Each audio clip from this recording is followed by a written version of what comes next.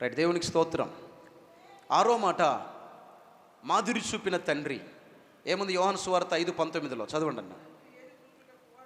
తండ్రి ఏది చేయుట కుమారుడు చూచునో అదే కానీ తనంతట తాను ఏదియు చేయడేరడు.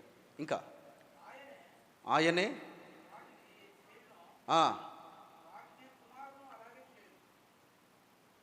తండ్రి ఏది చేస్తాడో కుమారుడు అదే చేస్తాడు. అంటే దాని అర్థమైంది, తండ్రి ఏ దారిలో నడిస్తే కుమారుడు అదే దారిలో నడుస్తాడు. తండ్రి ఏది మాట్లాడితే కుమారుడు అదే మాట్లాడతాడు. తండ్రి ఏది తలంచితే కుమారుడు అదే తలంచుతాడు. తండ్రి ఏ పని చేస్తే కుమారుడు అదే పని చేస్తాడు. కొంతమంది ఉంటారనుకోండి, తండ్రి నీతిమంతుడైతే నీతి తప్పే కొడుకులు. కొంతమంది ఉంటారనుకోండి, తండ్రి మంచి దారిలో నడిస్తే చెడు దారిలో నడిచే కుమారులు ఉంటారేమో. కానీ వాక్యం చెప్తుంది, మాదిరి చూపే తండ్రిగా ఉండు. ఒక తల్లిగా తండ్రిగా నువ్వే నీ పిల్లలకు గొప్ప మాదిరి, నువ్వే గొప్ప మోడల్. అందుకే ఒక వ్యక్తి ఏమన్నాడు తెలుసా? ఈ ప్రపంచంలో పిల్లలకు మొట్టమొదటి ఉపాధ్యాయుడు, మొదటి టీచర్ ఎవరంటే బడిలో ఉన్న టీచర్ కాదట, కన్న తల్లి, ఆ తర్వాత తండ్రి. ఒక మంచి మోడల్, మంచి మాదిరి ఎవరంటే నీ పిల్లలకు నువ్వే. నువ్వు ఏది చేస్తే నీ పిల్లలు అదే చేస్తారు. నువ్వు మంచి దారిలో నడిస్తే పిల్లలు మంచి దారిలో నడుస్తారు. అందుకనే నేను అంటున్నా, ఒళ్ళు దగ్గర పెట్టుకొని నీ పిల్లల కొరకైనా ఏం చేయాలంటే నీకున్న ఆశల్ని చంపుకొని, కోరికలు చంపుకొని నీ పిల్లల కొరకు జాగ్రత్తగా నువ్వు బతికితే నిన్ను చూసిన నీ పిల్లలు నీలాగే నడుస్తారు, నీలాగే జీవిస్తారు. నువ్వు గట్టిగా మాట్లాడావు అనుకో, నీ పిల్లలు గట్టిగా మాట్లాడతారు. నువ్వు అరిచావు అనుకో, నీ పిల్లలు అరుస్తారు. ఏమండి, నీ పిల్లల ముందే భార్య భర్తలు ఇద్దరు మీరు గొడవ పడ్డారు అనుకో, మీ పిల్లలు ఏం నేర్చుకుంటారు? ఇవాళ పెళ్లి కాలేదు వాళ్ళకు, ఓహో గొడవలు కూడా పెట్టుకోవచ్చు అన్నమాట పెళ్ళి అయిన తర్వాత. అది కూడా నేర్చుకుంటారు వాళ్ళు, అది కూడా నేర్చుకుంటారండి. అందుకే పెద్దలు చెప్పే దైవజనులు ఏమని చెప్తారో తెలుసా? అసలు పిల్లల ముందు మీరు తిట్టుకోవడం కానీ, భార్య భర్తలు కొట్టుకోవడం కానీ, గొడవ పెట్టుకోవడం కానీ చేయొద్దు. మీకు ఏదన్నా కోపావేశాలుంటే, కారాలు మిరియాలుంటే పిల్లలు లేనప్పుడు కోపగించకుండా తర్వాత సమాధాన పడండి. పిల్లలు లేనప్పుడు కోపగించుకోవాలి తప్ప పిల్లల ముందు కోపగిస్తే వాళ్ళు కూడా నేర్చుకుంటారు కోపాన్ని అని చెప్తారు పెద్దలు దైవజనులు. ఏమండి, పిల్లల ముందు తల్లిదండ్రులు ఇద్దరు ఎలా కనిపించాలి? ఒకరినొకరు ప్రేమించుకునేదే కనబడాలి తప్ప ఒకరినొకరు ద్వేషించుకునేది, ఒకరి మీద ఒకరు అలిగింది, ఒకరితో ఒకరు మాట్లాడుకుంది. ఏమండి, తల్లి వచ్చి కొడుకు దగ్గరకు, బిడ్డ దగ్గరకు వచ్చిగో ఈ బువ్వ తీసుకుపోయి మీ అయ్యకి పో అని అంటే, అది పట్టుకొని అయ్యా డాడీ అని కొడుకో బిడ్డ పోయి తినో నాకొద్దు పో అని ఆయన అంటే, ఓహో వీళ్ళిద్దరు పంచాయతీ పెట్టుకున్నారు, అలిగిన్లు అన్నమాట.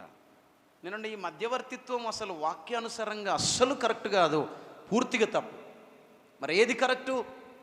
నీకు ఎంత కోపావేశాలు ఉన్నా, మళ్ళీ చెప్తున్నా, నీ పిల్లల ముందు ఖచ్చితంగా నువ్వు నటించమని చెప్పట్లేను, కానీ మనసు మార్చుకొని నేను నా భర్త ఇద్దరం సమాధానంగా ఉండాలి కనుక నేనే అన్నం తీసుకొని వెళ్ళి నా భర్తకి ఇస్తానని చెప్పి తీసుకొని వెళ్ళి ఇచ్చి ప్రేమతో భోజనం పెట్టి వడ్డించి సేవ చేయి. నేను అంటున్నా, ఒకవేళ పిల్లలు పోయిన తర్వాత మళ్ళీ తేడా ఉండాలనుకుంటే మళ్ళీ తేడా ఉండు నేను అంటాను. ఒరే అన్నం మంచిగానే పెట్టినావు కదా, మంచిగానే మాట్లాడుకున్నాం కదా, మళ్ళీ ఇప్పుడు ఎందుకు కథ అంటే, పిల్లల ముందే పిల్లలు పోయిండు కదా ఇప్పుడు బడికి, మళ్ళీ తేడానే. తేడా అయితే తేడా ఉండు, కానీ పిల్లల ముందు నేను అంటున్నా, ఈ ప్రభావం ఎవరి మీద పడొద్దు? పిల్లల మీద పడొద్దు. అందుకే మాదిరి చూపే తండ్రిగా ఉండు, మాదిరి చూపే తల్లిగా ఉండు. పడదా పిల్లల మీద ప్రభావం?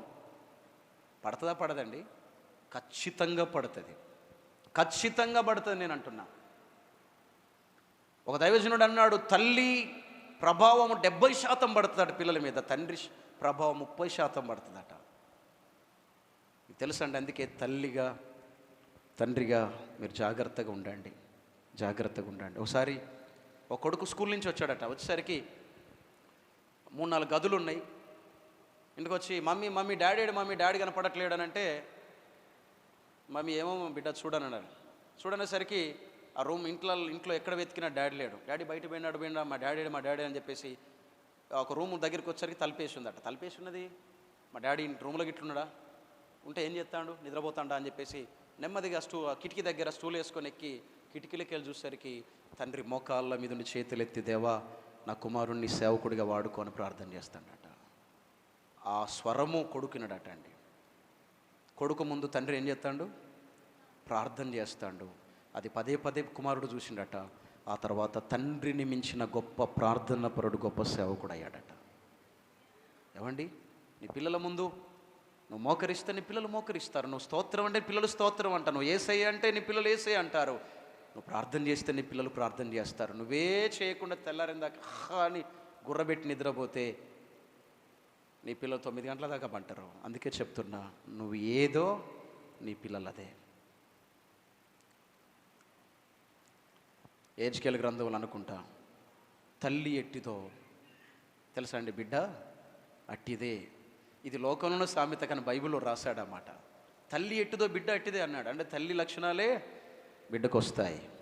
అందుకే చెప్తున్న దేవుని బిడ్డ, నువ్వు ప్రార్థన చేసుకునే వ్యక్తి అయితే నీ పిల్లలు ప్రార్థన పరులు అవుతారు, నువ్వు ప్రార్థన పరుడు అయితే పిల్లలు ప్రార్థన పరులు అవుతారు, నువ్వు విశ్వాసం అయితే నీ పిల్లలు విశ్వాసం గల వారు అవుతారు, నువ్వు భక్తిపరుడు అయితే నీ పిల్లలు భక్తిపరులు అవుతారు, నువ్వు ఆత్మీయురాలు అయితే నీ పిల్లలు ఆత్మీయులు అవుతారు.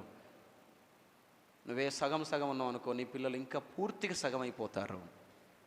నేనంటున్నా, నువ్వు ఎలా తప్పటడుగులు వేసావు అనుకో, ఒక్క తప్పటడుగు వేసిన నీ పిల్లలను 10 తప్పటడుగులు వేస్తారు. నీ పిల్లలు 10 తప్పటడుగులు వేస్తారు. దేవునికి స్తోత్రం.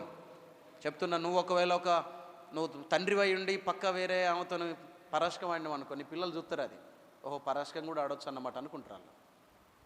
నువ్వు తల్లి అయ్యండి వేరే ఎవరన్నా బావర్ సైడ్ అంతా పరాశకం ఆడినావు అనుకో, ఉత్తని నవ్వు కూడా మాట్లాడినావు, వాళ్ళు కూడా అదే నేర్చుకుంటారు. అందుకే చెప్తున్నా, ప్రతిదీ పిన్ టు పిన్ ఎఫెక్ట్ పక్కన చూస్తుంటే పడతా పడదా?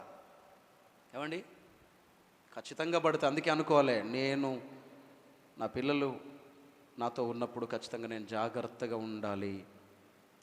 నేను మాట్లాడే ప్రతిదీ వింటారు, నేను చేసే ప్రతిదీ చూస్తారు. అందుకే వాక్యంలో అన్నాడు, తండ్రి ఏది చేయుట కుమారుడు చూచునో అదే చేస్తాడు తప్ప తనంతట తాను ఏది చేయడు. ఏమండి, ఇప్పుడు కొంతమంది పుట్టుకతో ఇంగ్లీష్ మాట్లాడతారు, కారణం తెలుసా? ఇప్పుడు మనం తెలుగు మాట్లాడుతున్నాం, కొంతమంది ఇంగ్లీష్ కొంతమంది హిందీ మాట్లాడతారు. ఎట్లా వస్తుంది వాళ్ళకు? మీరు చెప్పండి. చిన్నప్పటి నుంచి వాళ్ళు వినేదే వాళ్ళకు వస్తుంది. వాళ్ళు ఏదైతే వింటానో అదే మాట్లాడుతారు. ఇంగ్లీష్ మాట్లాడతాను, హిందీ మాట్లాడతాను, మనం తెలుగు కాబట్టి తెలుగు వస్తాను. అంతేనా? నేను ముగిస్తున్నా. దేవునికి స్తోత్రం కలుగును గాక. అందుకే ఒక తల్లి ఏమని ఒప్పుకున్నది, పిల్లలు మనం చెప్తే వినరు కానీ మనల్ని కాపీ చేస్తారని ఒప్పుకుందా? ట్రైన్లో వెళ్తున్నప్పుడు తల్లి కొడుకులు ఇద్దరు పక్క పక్కనే కూర్చున్నారు, ఎదురు సీట్లో ఉన్నటువంటి వాళ్ళు. ఆ 10 సంవత్సరాల అబ్బాయి బుక్ పట్టుకొని చదువుతా ఉంటే, అరే ఈ రోజుల్లో పిల్లలందరూ సెల్ ఫోన్ పట్టుకుని ఆటలను చూసినాం కానీ బుక్ చదివే అబ్బాయిని, ఈ అబ్బాయిని చూస్తున్నాం, మరి ఇంత మంచి పద్ధతి ఎట్లా రావచ్చు ఈ అబ్బాయికి, ఈ తల్లి ఎంత మంచిగా నేర్పిందో అని అనుకొని, అమ్మా మీ కొడుకు చాలా బుద్ధిమంతున్నట్టమ్మా అంటే, అవునయ్యా. మరి ఎట్లా సాధ్యమైందమ్మా? అందరూ సెల్ ఫోన్ కావాలని సెల్ ఫోన్ కోసం ఆరాట పడుతుంటే ఈ పిల్లగాడే పుస్తకం పట్టుకొని చదువుతున్నాడు. కారణం ఏందమ్మా? మీరు బాగా చెప్తున్నట్టుంది, బాగా వింటట్టుంది మీ మాట పిల్లగాడని అంటే, అప్పుడు ఆ తెల్లందట, పిల్లలు మనం చెప్తే మన మాట వినరు, మనల్ని కాపీ చేస్తారని చెప్పిందట. కారణం ఏంది? నేను కూడా ఇంటికి వెళ్తే నా వంట పని అయిపోయిన తర్వాత నేను ఎక్కువ బుక్స్ చదువుతాను, అది చూసిన నా కుమారుడు బుక్స్ చదువుతున్నాడని చెప్పిందట. నేను బుక్స్ చదివే వ్యక్తిని కాబట్టి. అందుకే ఈరోజు కొడుకులు చాలామంది తాగుబోతులు. కారణం ఏంది? దానికి ముందు తండ్రి ఖచ్చితంగా తండ్రో తాతో తాగినవాడు గనక ఆ ఎఫెక్ట్ ఇప్పుడు కొడుకుల మీద పడుతుందండి. తండ్రి తాగుబోతైతే కొడుకు తాగుబోతుగాడా, బుద్ధిమంతుడు ఎవడో ఒకడైతాడు 10 మందిలో, కానీ ఎక్కువ మంది మాత్రం తండ్రిని చూసే నడుస్తారు. మా తండ్రి తాగుతాను కాబట్టి నేను కూడా తాగుతాను. మీకు తెలుసండి, మొన్న చిన్న పిల్లగాడు, ఎంత 4 ఏళ్ళు ఉంటాయి కావచ్చు, ఒరే ఏందిరా బాబు నీ దగ్గర ఏదో వాసన వస్తుందంటే, కళ్ళు తాగిన కళ్ళు అంటాడు. కళ్ళు ఎక్కడిదిరా? నీకెక్కడిదిరా కళ్ళు అంటే, మా డాడీ తెచ్చిపోసిండు అంటాడు. ఊరిని మీ డాడీ తెచ్చి తాగేటోడే కాకుండా నీకు కూడా పోసినాడు రా, 4 ఏళ్ళు లేనాడు, ఇప్పుడే కళ్ళు పోసిండంటే తర్వాత బీరు పోతాడు, తర్వాత బరండి కూడా పోతాడు. నేనంటానా, మీ అయ్యా ఇంత తాగేటోడైతే నువ్వు ఇంత తాగేటోడు అవుతావు అనుకున్నా నేనైతే. ఏమండి, నేను ఎందుకు ఈ మాట చెప్తున్నాను ఆలోచించండి. తండ్రి తాగితే పిల్లల మీద ప్రభావం పడదా? చెప్పండి. ఖచ్చితంగా పడుతుంది. మీకు తెలుసా అండి, మా అమ్మ నాన్న తాగుబోతులు కాదు కాబట్టి మాకు ఆ లక్షణం రాలే, ఆ అలవాటు రాలే. వాళ్ళు కష్టపోతులు కాబట్టి మాకు కూడా కష్టపోతుతనమే వచ్చింది. ఏమండి, ఈరోజు అందుకే నేను అంటాను చాలాసార్లు, నేను కనుక ఏదైనా పారబట్టుకొని ఇంకేదైనా పని చేస్తుంటే మీరు కనుక నన్ను చూస్తే నన్ను పాస్టర్ అని ఎవరు కూడా అనుకోరు. ఎక్కడి నుంచి వచ్చింది ఇట్లా? తల్లిదండ్రుల నుంచే సంక్రమించింది అది. వాళ్ళు కష్టపడే వాళ్ళు కాబట్టి నేను కూడా కష్టపడే వ్యక్తిని అయ్యాను. అందుకే చెప్తున్నా, నువ్వు ఏదో నీ పిల్లలు అదే అవుతారు. ఎవడు 2 దారులు ఉన్నాయి. ఒకటి తాగుడు పోయే దారి. ఒకసారి ఒక తండ్రి తాగుబోడు ఏంది సారకోట దగ్గరికి వెళ్తున్నాడట. వెళ్తుంటే 5 సంవత్సరాల పిల్లగాడు ఎమ్మడి ఫాలో అయ్యాడట. ఒరే ఎక్కడికి రా, పో, నా పని ఉన్నది, నేను బయటికి పోతాను, పో, ఇంటికి పో. డాడీ నేను కూడా వస్తాను నీతోనన్నట. నువ్వు ఏడికి వస్తావు, రా, పో, ఇంటికి పో. వాడు అసంట పోయినాడు, పోయి షెట్టు సాడు దాక్కున్నాడు. దాక్కుని నేను పోతాను. ఆ తండ్రి పోతాను. పోతూ అసంట పోయి బీడు వెలిగించి తాగి ముక్క కింద పడేసి కాలుతో నలిసి కొంచెం ముందు పోయినాడు. ముందు పోయి ఆడొక సార కొట్టుకాడికి పోయి ఆ సార తీసుకొని తాగుతూ ఉంటే నెమ్మది వెనక్కి వచ్చిందట. వెనక్కొసరి చూసరికి వాడి నోట్లో బీడి ముక్క కనపడుతున్నట్టు. ఒర ఏందిరా ఇది అని అంటే, మరి నువ్వు తాగితే తప్పు లేదు కానీ నేను తాగితే తప్పు వచ్చిందా? ఏమండి, నువ్వు బీడి తాగితే తప్పలేదు కానీ నేను తాగితే తప్పు వచ్చిందా? నాకు కూడా కొంచెం పోయి డాడీ, నాకు ఉంచు డాడీ కొంచెం. ఏంటిదిరా ఉంచేది? ఇదేమన్నా ఓ మాటరా, చాయారా ఏమన్నా ఉంచడానికి? ఏమండి, అందుకే చెప్తున్నా, ఏముంటుంది ఒక సామెత ఏముంటుందండి? ఆవు గట్టున మేస్తే దూడ ఏమంటారు? ఆవు చేను మేస్తే దూడ గట్టున మేస్తుందా? మీకేమన్నా అర్థమైందా అండి? తల్లి ఆవే చేనులో పడి చేనంతా తింటుంది. మరి ఆ దూడ కూడా ఏం చేస్తుంది? మా అమ్మే తింటుంది కాబట్టి నేను కూడా తింటాను, అది కూడా చేనే తింటుంది. దేవునికి స్తోత్రం కలుగును గాక. చెప్పండి, దేవునికి స్తోత్రం కలుగును గాక. ఈ వాక్యాన్ని దేవుడు మనందరి వినికిట్లో దీవించును గాక.